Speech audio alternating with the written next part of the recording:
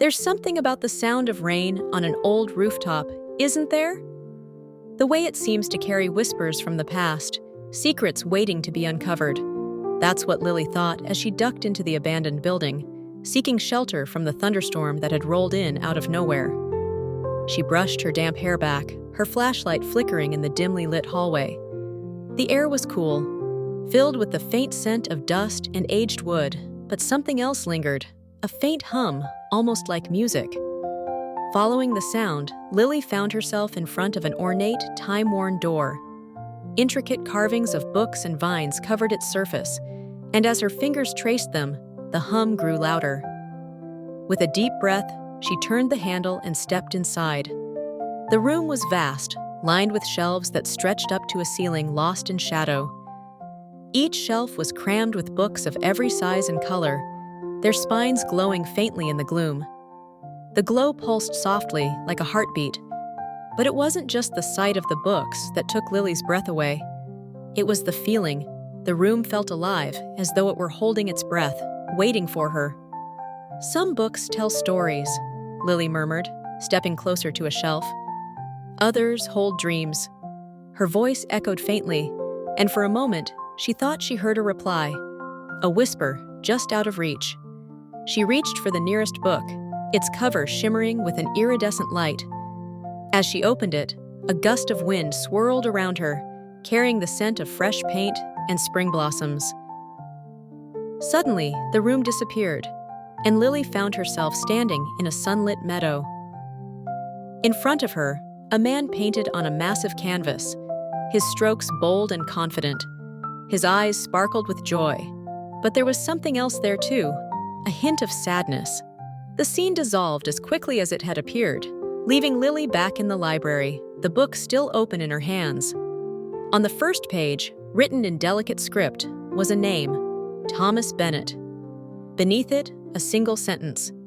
He dreamed of being an artist. Lily's heart raced. Could it be? Were these books people's dreams? Forgotten dreams, locked away and gathering dust? She scanned the shelves, her fingers brushing over titles that seemed to hum with energy. The traveler's map, the baker's canvas, the dancer's shoes. Each one seemed to call out, begging to be opened, to be remembered. But why were they here?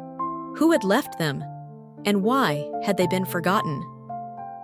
Determined to find answers, Lily took Thomas Bennett's book and left the library. The next day, she tracked him down. Thomas, now an elderly man, ran a small bakery in town. His hands, once steady and precise, now trembled slightly as he kneaded dough. When Lily handed him the book, his eyes widened. "Where did you find this?" he asked, his voice a mix of wonder and disbelief. "In a library," Lily replied. "I think it's yours. Open it." Thomas hesitated, his fingers hovering over the cover. "It's too late for dreams," he murmured. Life gets in the way." "It's never too late to be happy," Lily said, her voice firm but kind. "Just open it." With a shaky breath, Thomas did. As he read, tears welled in his eyes. Memories flooded back, of late nights spent painting, of the joy he'd felt creating something beautiful. The book's glow enveloped him, and for a moment, he looked years younger. The next day, the bakery's walls were adorned with his paintings, vivid and full of life. Customers marveled at them, and Thomas smiled like he hadn't in decades. Word spread quickly. People in town began whispering about the mysterious library and the girl who returned dreams. One by one, Lily sought out the owners of the books. There was the teacher who had dreamed of traveling the world, but had settled for the safety of routine. The dancer who had traded her ballet slippers for sensible shoes and a desk job. The musician who had silenced his guitar for fear of failure. Each of them resisted at first, their dreams buried under years of doubt and practicality. "Dreams are for the young," one said. "Dreams don't pay the bills," said another. But Lily's quiet determination broke through their defenses. "Dreams don't belong in forgotten books," she told them. "They belong in the world." And one by one, they opened their books. As they did, the town began to change. the streets filled with music and laughter. Murals appeared on once blank walls. Parks hosted impromptu dance performances. People seemed lighter, happier, as though a weight had been lifted. The glow from the books seemed to spill out into the world, transforming it. Lily watched it all with a mix of pride and wonder. But there was one book she hadn't opened, a small, unassuming volume that had been tucked away in a corner of the library. Her name was on the cover. She hesitated, her fingers trembling as they traced the letters. What was her dream? Had she even allowed herself to dream? Taking a deep breath, she opened it. The room filled with a warm, golden light, and Lily saw herself, not as she was, but as she could be. She was writing, her words bringing stories to life, inspiring others to dream. Tears filled her eyes as she closed the book. She returned to the library that night, placing it back on the shelf. But this time, it wasn't a book of forgotten dreams. It was a book of possibilities, a promise to herself. As she stepped outside, the storm had passed, and the sky was clear. The town glowed softly in the moonlight, a reflection of the magic that had taken root. Lily smiled, her heart full, knowing that the library would always be there for those ready to dream again. And yet, there was still more to the library than she understood. On her next visit, Lily noticed a faint golden thread connecting the books.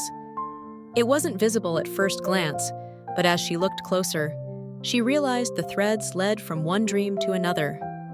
The teacher's dream of traveling inspired the baker's art, and the musician's songs filled the dancers' routines with rhythm. The dreams weren't just separate stories. They were woven together, creating a tapestry of creativity and hope that bound the town together. One day, as Lily sat on the library floor, flipping through books, she found a new edition, a blank book, its cover glowing faintly. Beside it was a note in elegant handwriting. For the next dreamer.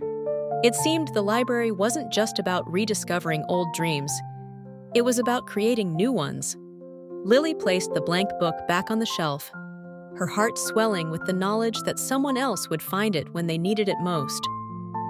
The library became a sanctuary for the town, a place where people came not just to remember, but to imagine.